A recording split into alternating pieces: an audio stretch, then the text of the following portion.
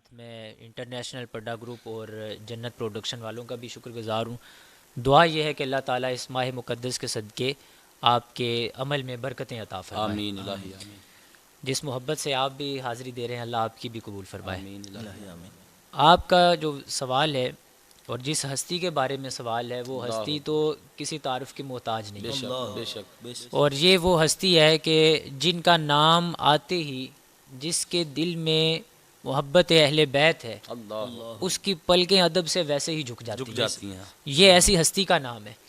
تو سیدہ کائنات سیدہ فاطمہ الزہرا سلام اللہ علیہا رضی اللہ تعالی عنہا، آپ کی بہت سی خصوصیات ہیں، اس میں ایک خصوصیت جو حضور علیہ الصلاۃ والسلام نے کھل کے بیان کی نا، اللہ جب حضور کو بڑا پیار آتا ہے نا تو حضور نے ہر ہستی کے لیے بڑے فرمودات بیان کیے ہیں۔ اللہ تو آپ نے سیدہ کائنات کے بارے میں بڑا مشہور و معروف فرمان آپ کا، آپ نے فرمایا کہ فاطمہ میرے جگر کا ٹکڑا ہے۔ اللہ اکبر۔ یہ بندہ اس ہستی کو کہتا ہے جس سے انتہا کی محبت ہوتی ہے بے شک۔ کہ یہ میرے جگر کا ٹکڑا ہے۔ حضور نے اپنی صاحبزادی کے بارے میں فرمایا کہ فاطمہ میرے جگر کا ٹکڑا ہے۔ اللہ اکبر۔ اور پھر امام الانبیاء صلی اللہ علیہ وآلہ وسلم کی حدیث ہے، جیسے آپ بھی ذکر کر رہے تھے کہ قیامت کا دن ہوگا، اللہ تعالیٰ اپنے بندوں کو، جمیع مخلوق کو اللہ تعالیٰ فرمائے گا کہ اپنی نظریں جھکا لو اور اپنے سر بھی جھکا لو۔ حدیث کے لفظ ہیں نظریں بھی اور سر بھی جھکا لو، کیونکہ فاطمہ بنت محمد میرے محبوب کی بیٹی یہاں سے گزر رہی ہے، میرے محبوب کی بیٹی کی سواری گزر رہی ہے۔ اور سیدہ کائنات فاطمہ الزہرا سلام اللہ علیہا وہ جب گزریں گی، روایات میں حدیث میں آتا ہے کہ 70,000 حوروں کے جھرمٹ میں آپ کو گزارا جائے گا، ایسی شان سے آپ گزریں گی۔ پردہ تو پھر تھا کہ لوگ تو آپ کو دیکھ نہیں سکیں گے نا، یہ 70,000 حوریں جو آپ کو ملائکہ آپ کو گھیرے ہوئے ہوں گے، آپ کا پردہ ہوگا، لوگ تو ویسے ہی نہیں دیکھ سکیں گے۔ پھر یہ آنکھیں جھکانے کا اور سر جھکانے کا مقصد کیا ہے؟ تو محدثین لکھتے ہیں اس لیے کہ جو دنیا میں سر جھکاتے تھے وہ تو جھکاتے تھے، لیکن جو دنیا میں اکڑ کر رہتے تھے، کہتے تھے کہ ہم کیا سمجھتے ہیں، اللہ قیامت والے دن جہاں اللہ تعالیٰ کی ملکیت ہوگی، یہاں تو کوئی مانے یا نہ مانے، قیامت والے دن کوئی نہ ماننے والا بھی ہوا اس کی آنکھیں بھی سیدہ کائنات کی ادب میں جھک جائیں گی اور جھکانی پڑیں گی، وہ تو قیامت کا دن ہوگا۔ اور پھر حدیث میں نے پڑھا ہے اللہ کے محبوب صلی اللہ علیہ وسلم کی پوری زندگی میں سیدہ کائنات سلام اللہ علیہا حضور کو جو بات کہتی تھیں، آپ حضور کو اپنی بیٹی سے محبت اتنی تھی حضرت فاطمہ سے کہ آپ نے کبھی اپنی بیٹی کی بات نہیں ٹالی تھی۔ اور یہاں ایک بہت بڑی بات ہے، اہل تصوف نے لکھا ہے، وہ فرماتے اہل تصوف بزرگ لکھتے ہیں کہ آج بھی اگر کوئی بندہ کسی مشکل میں ہو، سیدہ کائنات کا وسیلہ دے کے حضور سے دعا مانگے، حاجت ضرور پوری ہو جاتی ہے، کیونکہ محبت ایسی تھی۔ اور پھر بہت بڑی بات آپ کو آج آپ کی گوش گزار کر رہا ہوں اپنے ناظرین کے بھی، کہ حضرت عمر بن خطاب رضی اللہ تعالی عنہ، آپ اس حدیث کے راوی ہیں اور مستدرک للحاکم میں یہ حدیث ہے۔ حضرت عمر بن خطاب فرماتے ہیں کہ جب ہم نے حضور سے کوئی بات عرض کرنی ہوتی، محبت پیش کرنی ہوتی، تو ہم کہتے تھے فدا کا ابی و امی یا رسول اللہ، یا رسول اللہ آپ پر ہمارے ماں باپ قربان ہو جائیں۔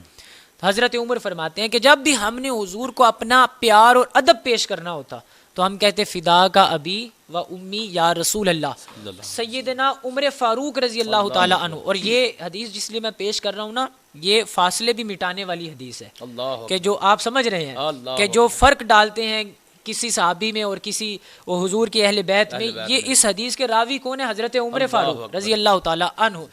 آپ کہتے ہیں کہ جب ہم نے حضور کے سامنے اپنی محبت پیش کرنی ہوتی تو ہم کہتے تھے فدا کا ابی و امی یا رسول اللہ۔ جب ہم محبت پیش کرتے، سیدنا عمر فاروق کہتے ہیں میں نے اپنے کانوں سے سنا ہے کہ حضور اپنے فرط محبت میں حضرت فاطمہ کو کہتے تھے فدا کے ابی و امی یا فاطمہ، اے فاطمہ تجھ پر میرے ماں باپ پر قربان ہو۔ یہ محبت ہے، یہ حضور کی محبت اور خصوصیت ہے۔ کسی کو حضور نے کسی عورت کو ایسے نہیں کہا، یہ حضور کی اپنی صاحبزادی سے محبت ہے، جو آپ کا سوال تھا۔ اور پھر علامہ اقبال نے بھی تو بہت پیاری حاضری دی ہے نا آپ کی بارگاہ میں۔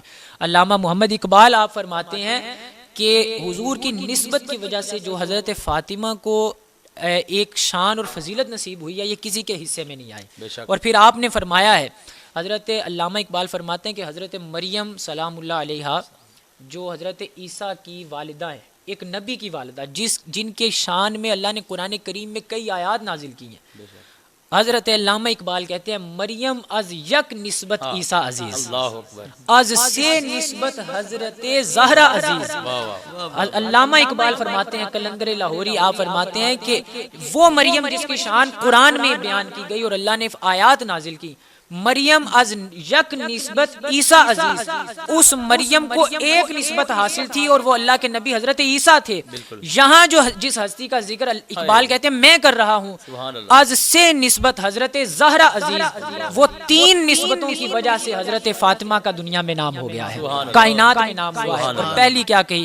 آپ فرماتے ہیں نور چشم رحمت للعالمین، نور چشم رحمت للعالمین آ امام اولین والآخرین۔ آپ فرماتے ہیں حضرت فاطمہ کی پہلی نسبت کیا ہے کہ آپ اس ہستی کی نور چشم ہے، اس ہستی کے جگر کا ٹکڑا ہے جو پہلوں کا بھی امام ہے، آخریوں کا بھی امام ہے، اور اس ہستی کے جگر کا ٹکڑا ہے کہ جس ہستی کے پیچھے معراج کی شب حضرت عیسیٰ کھڑے ہو کے بھی نماز پڑھ رہے ہیں۔ پہلی نسبت یہ ہے۔ اور دوسری آپ فرماتے ہیں بانوے آ تاج دار حل عطا، بانوے آ تاج دار حل عطا، مرتضی مشکل کشا شیر خدا۔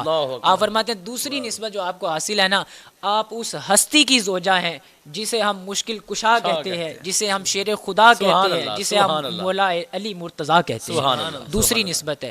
اور آپ نے فرمایا تیسری نسبت، علامہ اقبال فرماتے ہیں مادر آپ مرکز پرکار عشق، مادر آپ مرکز پرکار عشق، مادر آپ قافلہ سالار عشق۔ آپ فرماتے ہیں کہ جو عشق کی پرکار کا مرکز ہے نا، ایک پرکار ہوتی ہے نا جو ہم اسکولوں میں پڑھتے ہیں، اس کا مرکز رکھ کے اس کو گھمایا جاتا ہے اور پورے دائرے میں اس کا حساب لگایا جاتا ہے، وہ مرکز نہ ہو تو دائرہ لگتا ہی نہیں لگتا۔ علامہ اقبال کہتے ہیں عشق کا بھی ایک مرکز ہے اور اس مرکز کا نام حسین ہے۔ اقبال کہتے ہیں اس مرکز عشق کی بھی والدہ کا نام جو ہے وہ فاطمہ الزہرا ہے۔